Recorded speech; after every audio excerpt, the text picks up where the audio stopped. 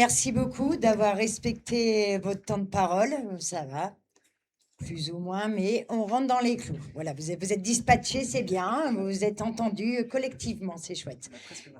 Euh, Là, on va passer à la deuxième étape après ces présentations. Euh, donc, chacune des personnes, des speakers, speakerines, panélistes, pardon, voilà, je sais pas trop bien, va vous poser une question sur une des thématiques que nous avons évoquées. Questions, recommandations, propositions. Voilà, c'est surprise. Et face à ça, chacun votre tour, vous allez répondre de manière assez succincte pour qu'on ait le temps, répondre voilà, à la personne concernée. Vas-y. Pour compléter, ces questions ou ces recommandations, encore une fois, elles s'appuient sur une expérience vécue. Donc, on va repartir de l'expérience vécue parce qu'aux oubliés de la République, on pense vraiment que le savoir expérientiel est une force. Et donc, c'est pour ça qu'on donne la parole à Médina.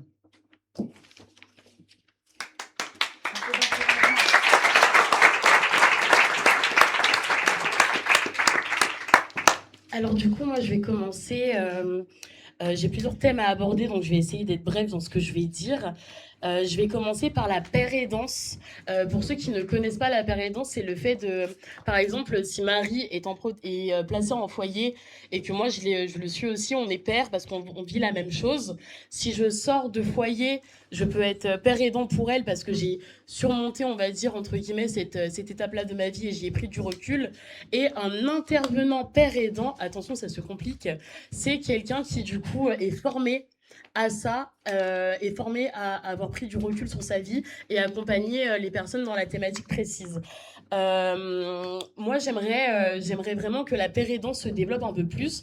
On sait qu'à Angers, notamment, il y a une école de père aidant que j'ai faite d'ailleurs, mais concrètement, dans les institutions, que ce soit protection de l'enfance, que ce soit prostitution, il commence à y avoir des petites initiatives comme par exemple Paloma, des personnes qui sont des pères aidants sur la thématique de la prostitution, mais en réalité ça se développe pas comme on aimerait et pas aussi vite. Moi j'aimerais savoir comment est-ce que collectivement on peut mettre en place de la père aidance dans un peu plus d'instances, comme par exemple je vois que par exemple il y a souvent des instances sur le sans-abrisme, mais qu'en réalité il y a aucune personne concernée qui y va parce qu'on ne les invite pas. On ne les invite pas. Et c'est un peu pareil sur un peu beaucoup d'initiatives. Donc j'aimerais savoir, aujourd'hui, est-ce que dans vos programmes ou est-ce que collectivement on peut réfléchir à ça pour justement le mettre dans votre programme pour que la pérédance se développe un peu plus, parce que finalement c'est quelque chose de limite, enfin c'est un droit qu'on devrait avoir d'être dans ces instances-là en tant que personne concernée. Voilà, merci. Merci Médina pour ta réponse. Donc on va faire le contrat alphabétique, donc Madame Roland. Merci, c'est une des propositions, je crois que les oubliés portent à toutes les échelles, locales et nationales. Moi j'y suis très favorable pour deux raisons. D'abord, il y a une manière d'avancer sur ces sujets quand on les a vécus qui sont forcément différentes. Et ce n'est pas juste une expérience de vie, comme on le dit parfois, ou d'usage, comme on le dit dans un langage technique, c'est aussi une capacité d'analyse. Et vous en faites la démonstration. Vous portez une analyse sur la manière dont les réponses de la société collective fonctionnent aujourd'hui. Donc moi, je suis extrêmement favorable à ce qu'on travaille ensemble sur le sujet. Et je donne un exemple concret sur lequel j'aimerais qu'on puisse le faire dans l'avenir. Un des sujets que je souhaite faire monter en termes de réponse, c'est la santé mentale. C'est une problématique qui explose partout. On va ouvrir une maison des enfants dès le mois de septembre. Je le dis le lendemain où le délégué interministériel en charge de la santé mentale vient de démissionner et on nous dit qu'il n'est pas remplacé. C'est quand même un vrai problème majeur. Donc je pense que sur les questions de santé mentale, il y a des choses ensemble à regarder très concrètement sur la pérédance. Merci.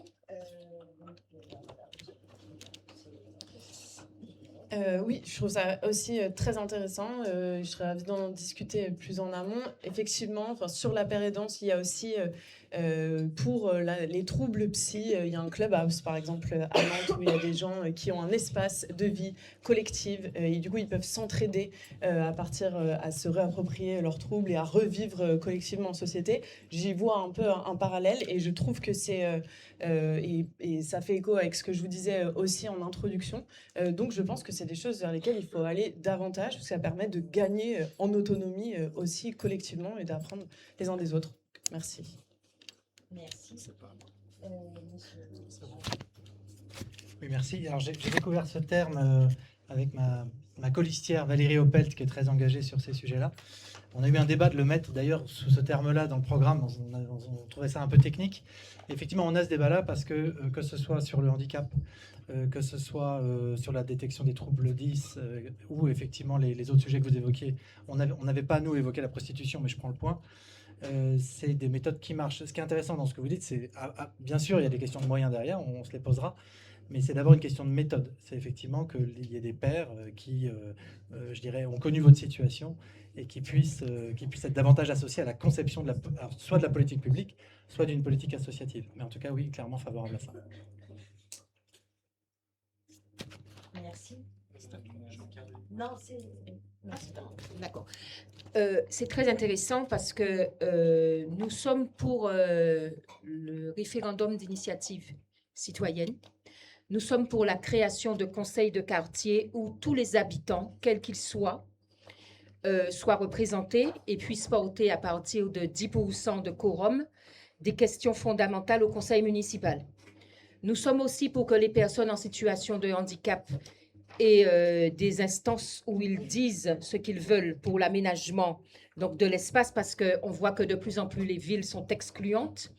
La pérédance, pour nous, va s'inscrire dans le fait de former le personnel municipal lui-même déjà à écouter les publics et à écouter les expériences, et aussi, pourquoi pas, dans la mixité de recrutement, avoir des gens qui ont fait l'expérience de la pérédance.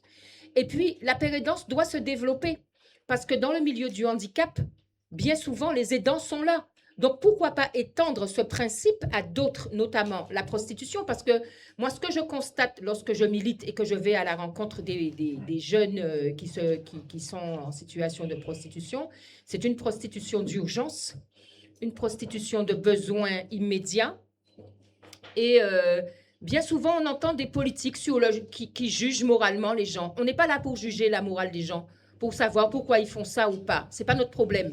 Nous, c'est l'humanité d'abord.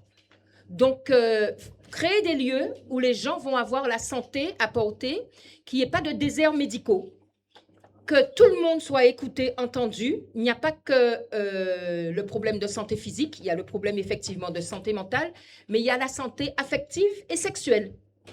Et c'est très important parce que ce sont des grandes questions de santé publique. Et finalement, une ville va se juger à la façon dont elle accueille, qu'elle écoute et qu'elle prend en compte les problèmes des plus faibles. Et ceux qui sont en situation justement d'être discriminés ou qui sont en situation de subir la violence dans la rue, ce sont les experts d'eux-mêmes. Donc on ne peut pas faire l'économie de la pérédance. Merci.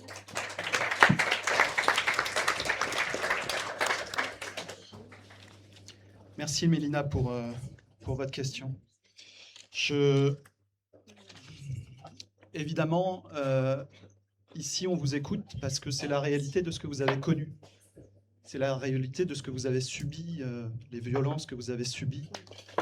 Vous parliez tout à l'heure de votre génitrice. Non, ça c'est Marie. Alors, voilà, alors je me suis trompé. Mais c'est pas grave. Ce que je veux dire par là, c'est que c'est vos témoignages qui doivent en effet nous nourrir au quotidien de solutions. Et quand vous avez parlé tout à l'heure, vous avez parlé de bonnes rencontres. Et que ce sont les bonnes rencontres, finalement, qui vous ont permis, quelque part, de mieux vous en sortir. Et si vous nous posez cette question sur la pérédance, c'est parce que je pense que c'est peut-être par là que vous avez fait des bonnes rencontres. Et donc, on ne peut être que favorable sur le fait d'aider ce dispositif. Et on ne l'aide pas n'importe comment, on l'aide forcément avec des sous.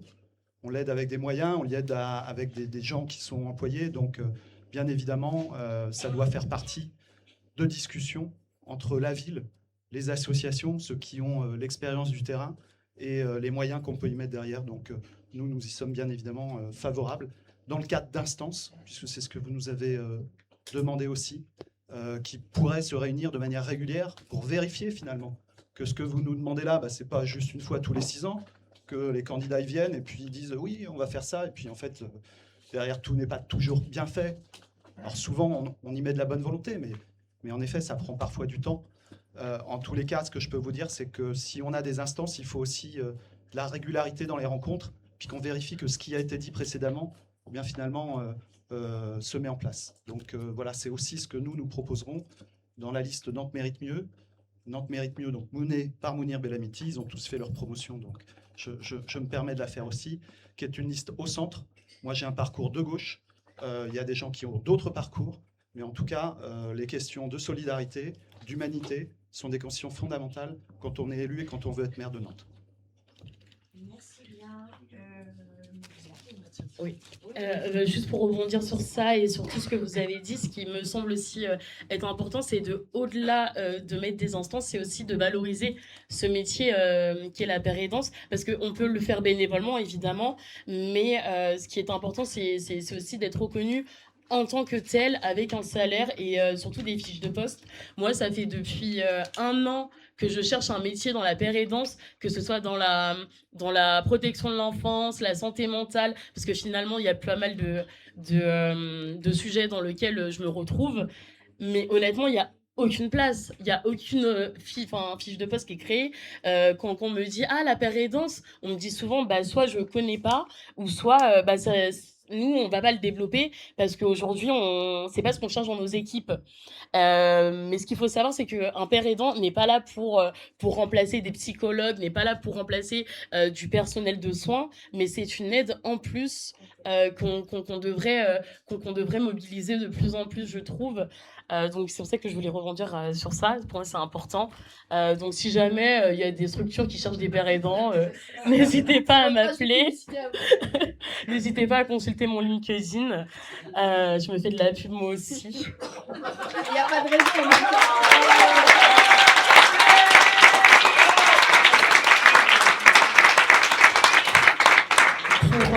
Pour continuer, du coup, j'ai encore le temps ? Ok. Pour continuer, j'aimerais aussi parler du fait que par exemple, il y a pas mal d'initiatives qui sont faites pour le sans-abrisme, comme telles que par exemple des maraudes, on a parlé tout à l'heure des camions qui viennent avec par exemple des gens qui peuvent soit avoir des choses pour le soin, soit avoir des choses pour pouvoir se doucher, s'alimenter. Il y a aussi le SAMU social. Il y a aussi des initiatives qui sont faites par rapport à tout ça, mais concrètement, moi qui suis pas à Nantes même, mais si Vieux-Doulon c'est Nantes, mais en réalité c'est très excentré. Quand par exemple j'étais vraiment en galère, j'avais pas la possibilité d'aller par exemple dans les vous savez, à Talensac, où il y a souvent des distributions alimentaires, et souvent on me disait que je gagnais trop d'argent, enfin trop d'argent, j'étais même pas à 1 000 € par mois. Pour moi, trop d'argent, c'est quand on a 2 000 € et qu'on sait plus quoi faire de cet argent. Pour moi, 2 000 € c'est beaucoup, hein. Je suis précaire, je suis troubadour, donc forcément, on n'aura pas les mêmes revenus. Mais ce qui est impactant, c'est de se dire waouh, je suis pas assez pauvre en fait pour bénéficier de ces aides-là. Allô? Non, c'est bon. Ce qui est important, c'est de se dire qu'il y a les populations qui du coup, elles, bénéficient des aides du CCAS et des distributions alimentaires, mais il y a aussi les personnes qui apparemment sont entre je gagne normalement ma vie et je ne gagne pas assez ma vie, et qui, eux, ne bénéficient de pas beaucoup d'aides. Finalement, moi j'ai le droit, par exemple, tous les 3 mois, j'ai droit à 90 € du CCAS. Ben désolé, mais je vis comment? Là, je suis à 700 € de revenus. Comment on fait pour concrètement vivre décemment? C'est la question que je vous pose tout de suite. Hein? Non, dis-moi. Continue sur le lien social. Oui, et par rapport au lien social, je voulais faire le parallèle aussi, c'est que quand on est à la rue, on est souvent isolé. En fait, à part les structures qu'on va voir avec des personnes référentes, ben, honnêtement, à part quelques amis qu'on se fait à la rue, on est tout seul. On est tout seul, il y a personne qui va nous écouter, enfin, on n'a pas de psy, on n'a pas de, merci, on n'a pas de psy, on n'a pas d'écoute active réelle. Comment ces personnes qui sont à la rue aujourd'hui à Nantes peuvent, on va dire, je sais pas comment expliquer ça, mais participer à ces instances-là aussi, dans le sens où déjà qu'elles sont jugées au quotidien, comment voulez-vous que ces personnes-là se déplacent à des instances où elles le seront encore plus? Donc moi, je pense que au-delà de ça, ce ne sont pas à ces personnes d'aller vers nous, mais ce sont bien à vous d'aller vers elles. Et ça, pour moi, c'est très important.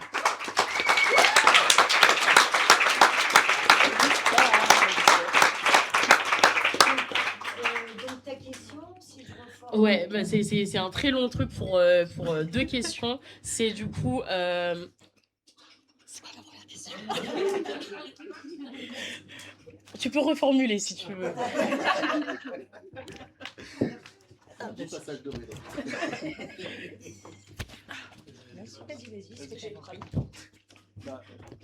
Non, du coup, tu as la question de comment est-ce qu'on vit avec aussi peu d'argent, il me semble. Il y avait une question financière. Et la deuxième question qui est comment est-ce qu'en fait, au niveau de la ville, on peut développer une démarche d'aller vers en matière de participation et participation citoyenne. Et aussi, tu m'en avais parlé pendant qu'on avait travaillé la question de l'accès au musée, à la culture, aux équipements sportifs, etc. Donc vraiment la participation au sein de la cité, comment est-ce qu'on peut développer une démarche d'aller vers les publics les plus éloignés? Ok, donc on va repartir dans l'autre sens, il me semble. Mais moi, je m'y Ah oui, pardon. perds, Là, oui, puisqu'on a non. changé le programme. Ouais, donc on va commencer par Monsieur Huchet, je Huchet, oui. pense. C'est ça. C'est bon les questions? Ouais. Oui. Je ne suis pas un spécialiste sur ces questions-là, donc je me fais aider par une personne qui est sur notre liste et qui est la directrice d'un centre médico-social. Donc les réponses que je vais vous amener, c'est aussi le travail que nous avons fait avec notre collègue. Il faut que je lève la voix. Ouais, faut que je parle un petit peu plus fort. Donc je disais que je ne suis pas un spécialiste de ces questions-là et qu'évidemment, comme nous sommes un collectif, nous avons en notre sein un certain nombre de personnes et notamment une directrice d'un centre médico-social qui donc, avec laquelle nous avons travaillé pour que je puisse amener un certain nombre de réponses. Donc ces réponses vont être aussi à l'aune du travail que nous avons fait ensemble. Sur le besoin de lien social. Donc les idées de maraude finalement aussi, hein, c'est aussi peut-être cette question-là qui est sous-jacente. De ce que j'en sais, donc il y a 2 maraudes qui allient santé et social. Celle du SAMU social avec 4 infirmiers et 4 travailleurs sociaux et l'équipe mobile d'intervention de la rue portée par Nantes Métropole avec 2 binômes, travailleurs sociaux et infirmiers. Le retour d'infirmiers et de psychologues scolaires est pertinent. Moi, je pense que ça, c'est quelque chose de très important. Tout comme celui de l'assistante sociale. Cela existe déjà, mais mérite peut-être d'être repensé pour mieux répondre aux besoins en fonction des quartiers et des établissements. Et puis, nous pouvons mettre en place des maraudes dès que possible. On peut en remettre en place. Mais rien ne peut être stabilisé pour les personnes si la question du logement, on en parlera sans doute tout à l'heure, n'est pas résolue. Avec les risques que nous connaissons, puisque pas de logement, c'est en rupture de soins, incapacité finalement à suivre son traitement, hein, certains médicaments comme l'insuline pour traiter le diabète, si on n'a pas de logement, c'est un petit peu difficile puisque ça doit être conservé dans un réfrigérateur. Voilà, donc c'est ne pas geler aussi la question du logement, ce qui est impossible quand on vit à la rue. Donc la question du logement, elle est aussi primordiale pour résoudre aussi les problèmes que vous avez rencontrés. Merci pour votre réponse. Donc maintenant, nous allons passer la parole à Madame Cardessa. Le premier droit, c'est le droit au logement. nous nous engageons sur plus jamais quelqu'un à la rue et plus personne à la rue. Donc la réquisition, parce que la municipalité a non seulement les droits pour le faire, mais le devoir de le faire. Donc pas seulement attendre que les logements soient construits et se fier aux promoteurs immobiliers, mais la réquisition des logements pour retirer les gens de la rue. Parce que le logement, c'est le premier droit, c'est lui qui ouvre les droits à tous les autres. Excusez-moi, je me permets juste la question du logement, on va arriver après, Oui. hein, c'est un gros sujet, mais là Oui. on était sur le lien Oui, social justement. et les revenus. La resocialisation passe par là. Et aussi la façon dont les gens sont accueillis dans les guichets. Donc, remettre de l'humain. Parce que lorsque vous avez une fracture numérique, des gens qui sont en rupture pour des raisons de santé mentale ou de précarité, ou qui n'ont pas les moyens de faire les démarches et que tout est dématérialisé, on se trouve isolé et exclu de par le fait qu'on ne peut pas faire ces démarches. Ensuite, retrouver du pouvoir d'achat, ça passe par l'encadrement des loyers, puisque le loyer, c'est le plus gros poste de dépense. Ensuite, ça passe par une réforme de l'offre de l'alimentation, donc la sécurité sociale alimentaire que nous développons dans le programme. C'est un ensemble.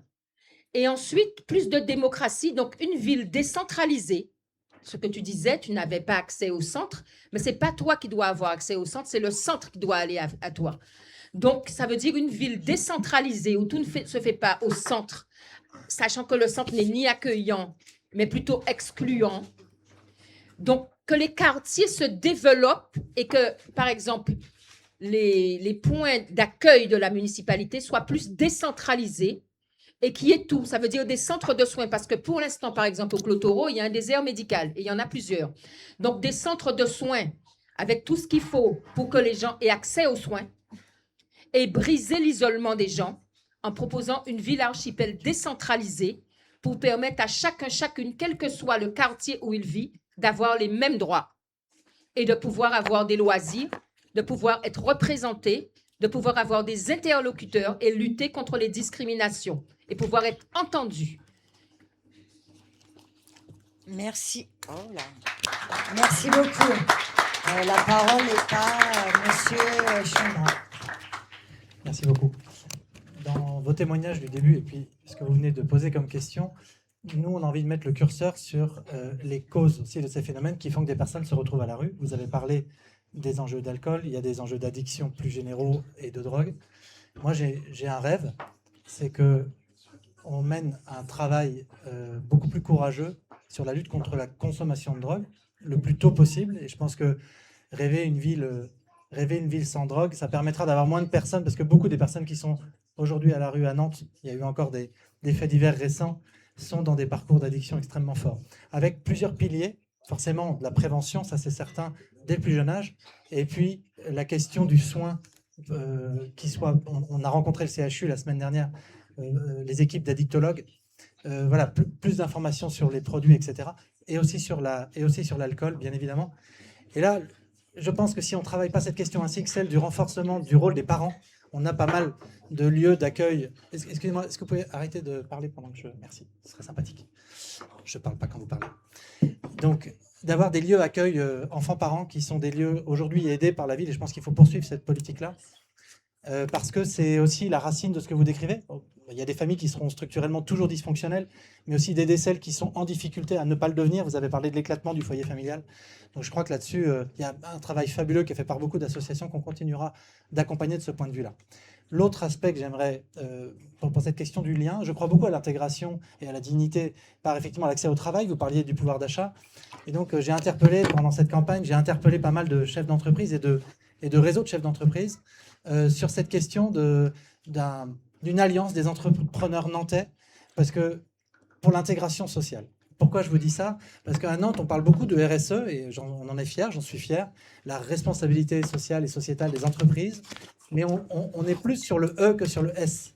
Et le S, le social, je pense, est un sujet sur lequel les entreprises sont capables de faire beaucoup plus. Je prends un exemple, les bureaux du cœur, nous on fait ça dans ma boîte, donc je le vis au quotidien depuis 2 ans. C'est ma boîte, c'est pas moi, hein, mais du coup je vois ce que c'est.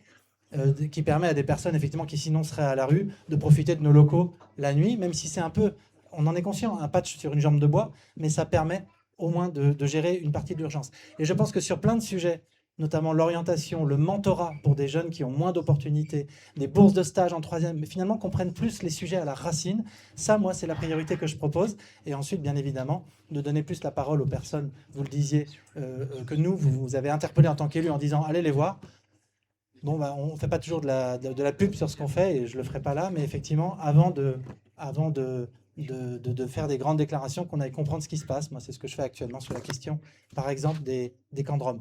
Donc, essayer de comprendre vraiment ce qui se passe. C'est des sujets très complexes, mais sur lesquels on a besoin de comprendre la situation de chaque famille, les parcours, pour essayer de résorber un sujet où il y a des immenses précarités. On a 62 bidonvilles à Nantes, et ça doit tous nous interpeller, droite comme gauche.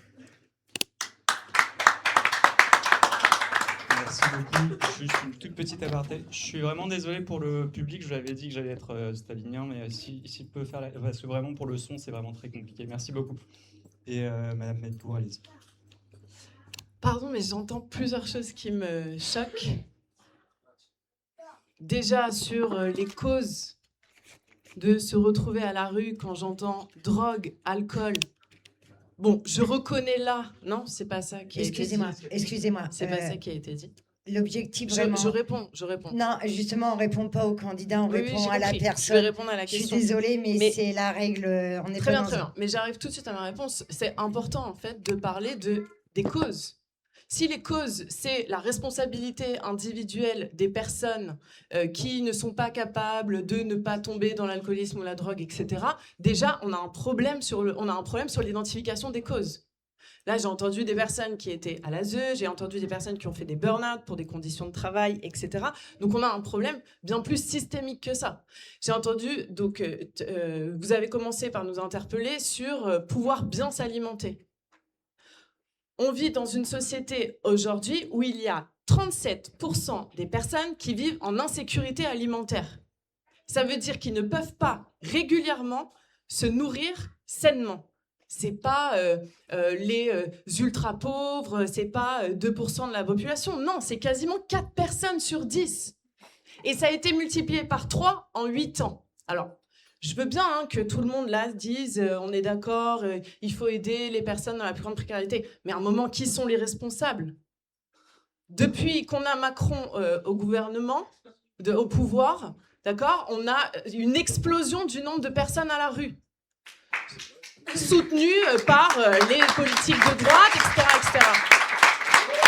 Il faut regarder la réalité en face à un moment. Donc 37% des personnes. Donc nous, ce qu'on dit sur une ville comme Nantes ne peut pas résoudre tous les problèmes, mais par contre, ce qu'elle peut, c'est mettre en place des solutions pour répondre aux urgences tout en construisant des leviers de transformation, parce qu'il faut qu'on règle les causes.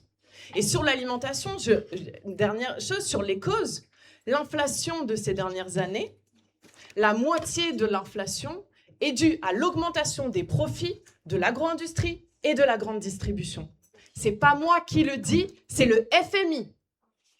Donc ça veut bien dire qu'on a un problème de système. C'est pas les personnes individuellement qui ne savent pas se nourrir, ne savent pas gérer leur argent ou quoi ou qu'est-ce. C'est pour ça qu'on parle de créer des supermarchés municipaux qui permettent de faire baisser radicalement les prix pour une alimentation saine. Sur le lien social, là encore, c'est pas un problème de gens qui seraient asociaux, qui n'arriveraient pas à aller vers les autres. Non, on a 24% des Français âgés de plus de 15 ans qui disent se sentir régulièrement seuls. La solitude, c'est en particulier pour les bas revenus, c'est 49%. Donc on est face à un mal social. C'est la société qui est malade quand on voit des chiffres comme ça. Donc qu'est-ce qu'on peut faire? La ville là-dessus, elle peut faire beaucoup de choses. D'ouvrir des lieux, d'abord des lieux pour les jeunes. Parce que les jeunes ont besoin d'espace pour pouvoir se retrouver, s'organiser, regarder un match de foot ou juste passer un bon moment ensemble. Des lieux qui soient gérés par elles et eux-mêmes, des sortes de foyers autogérés de jeunes, pour avoir du lien entre toutes ces jeunesses et qu'elles puissent ensuite inventer des choses. Sur les parents aussi. Donc nous, on propose des lieux de répit pour les parents et les aidants. un espace où on peut aller mettre ses enfants, où les aidants peuvent mettre les personnes, leurs parents par exemple, pendant une nuit, une journée ou 2 jours. Ça permet d'offrir du répit et ça recrée du lien social aussi intergénérationnel entre les personnes qui sont aidées. Bref, je pense qu'il y a beaucoup de lieux à ouvrir parce que c'est là-dessus que ça repose. Et dans le grand lieu qu'on aimerait créer à Nantes, c'est de créer un quartier des arts et des savoirs, avec le marché de Feltre. Il n'y a pas de raison que les beaux bâtiments soient réservés à des entreprises capitalistes. Non, les beaux bâtiments, ils devraient être pour les Nantais et les Nantaises, notamment la Tour Bretagne. Il y a des étages qui appartiennent à la métropole. Le lieu le plus haut devrait nous être accessible. Et là-dedans, on créera un centre des arts et des savoirs communal avec une programmation culturelle en permanence gratuite. Et donc, bien sûr, il faut de l'aller vers, mais il faut aussi des espaces dans lesquels on peut rentrer et sortir en se sentant libre de pouvoir le faire. Voilà, c'est comme ça qu'on veut aussi retravailler le lien social sur la ville de Nantes. Merci beaucoup pour votre temps. Merci Margot. Nous allons passer la parole à Madame Roland. Juste vraiment ne pas faire de bruit, sinon notre vidéo va... Voilà, tout s'entend. Merci. Merci, vous nous avez posé 2 questions en disant comment on peut vivre bien, avec les questions de salaire, les questions de pouvoir d'achat derrière. Et puis, vous nous avez posé une deuxième question qui était comment finalement on va au-devant de celles et ceux qui ont des souffrances, des difficultés, mais qui ont aussi des aspirations, des rêves, des envies, des projets et qui sont capables de les mener pour peu que la société leur fasse un peu confiance. Comment on peut vivre bien? D'abord, je le dis sans démagogie, il y a un certain nombre de batailles qui sont des batailles nationales. La revalorisation de nos salaires, vivre bien de son travail, c'est une bataille nationale. Pourquoi je dis ça? Moi, quand je rencontre une aide-soignante qui me dit « je bosse depuis que j'ai 21 ans et en vérité, maintenant, je dois aller manger tous les vendredis dans une de nos grandes associations de précarité parce que je bosse et que je ne m'en sors pas », c'est une réalité des Nantaises et des Nantais aujourd'hui. Donc, nous avons à mener des batailles nationales pour obtenir la revalorisation de nos salaires. Il n'en demeure pas moins que la ville, sur les leviers dont elle dispose, peut agir, agit et continuera à agir. Je vais prendre juste peut-être 2 exemples pour ne pas être trop long. Le premier, nous avons décidé d'ouvrir les aides du CCAS aux jeunes de moins de 25 ans. Ça a fait débat. Ça a fait débat. On m'a dit, oh là là, catastrophe, cette gauche qui assiste, parce qu'évidemment, chacun est responsable de ses propres malheurs, cette gauche qui entretient l'assistanat amenant le laxisme, et blablabla. Je ne vous fais pas le discours, vous le connaissez comme moi. Bien sûr, moi, je rêve d'une société où je n'ai pas besoin, comme maire, de faire citadelle, parce que normalement, c'est le boulot de l'État. Je rêve aussi d'une société où je n'ai pas besoin d'ouvrir les aides du CCAS aux jeunes de 16 à 25 ans. Mais tant qu'il y aura des jeunes filles qui sont en vrai en situation de recourir à la prostitution parce que, en vrai, elles sont dans des situations d'extrême précarité, oui, nous prendrons, et oui, je prendrai mes responsabilités à chaque fois que c'est nécessaire.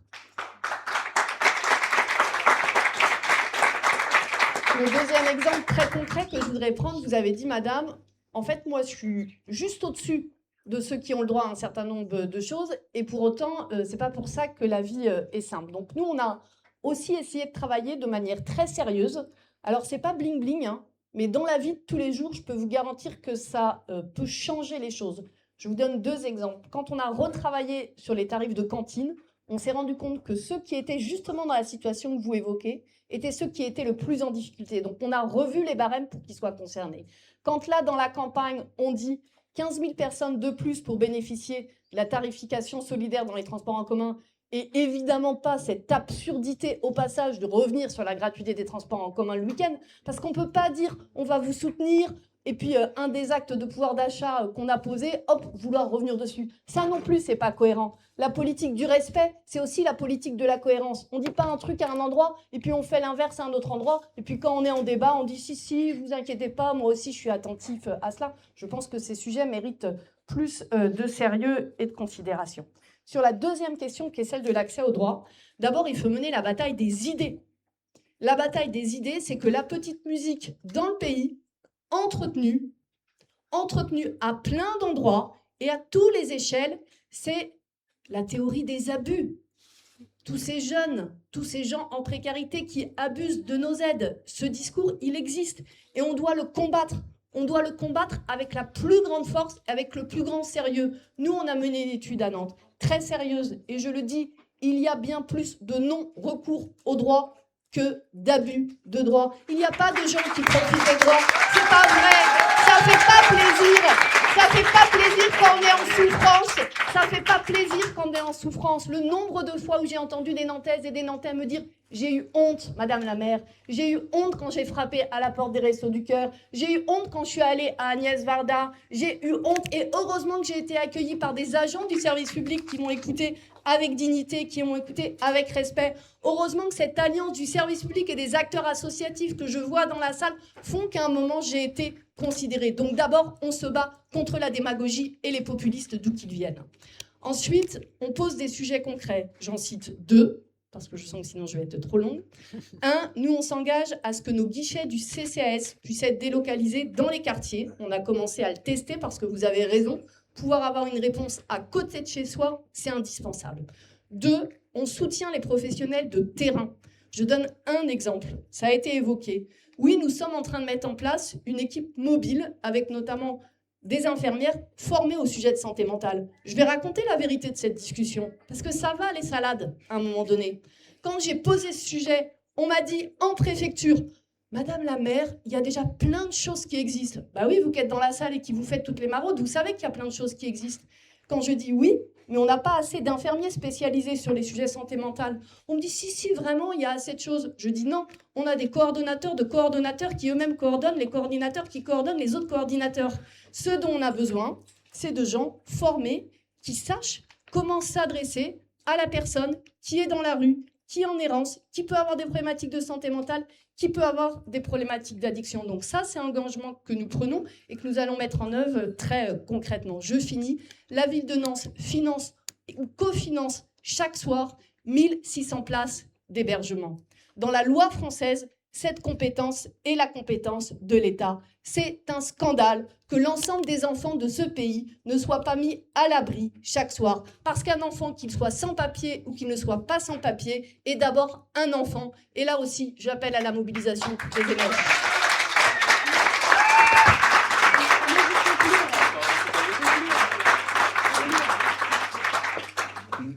Merci beaucoup. Alors, on a abordé on est allé beaucoup plus largement que la question du lien social. On a même divagué sur certains autres thèmes, mais je n'ai pas réussi à trouver de transition dans tout ce que vous avez dit. Je suis un peu triste, mais c'est pas très grave.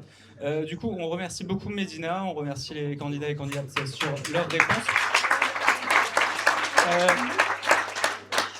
Du coup, sans transition, puisque je n'en ai pas.